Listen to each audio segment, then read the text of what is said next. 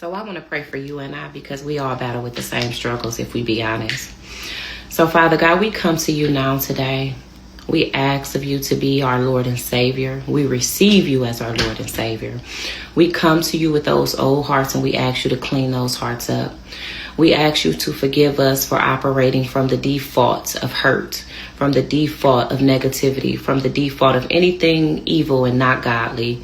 And we ask of you for your grace and mercy to transform all of those negatives into a positive. We want to operate from the spirit realm, the realm that you have called all of us to be and ordained us to be.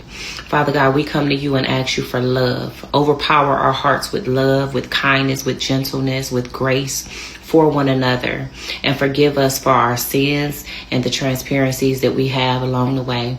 Fix us up, Lord, and only in the areas that you know of. And we ask of you this in the mighty name of Jesus. We pray, amen.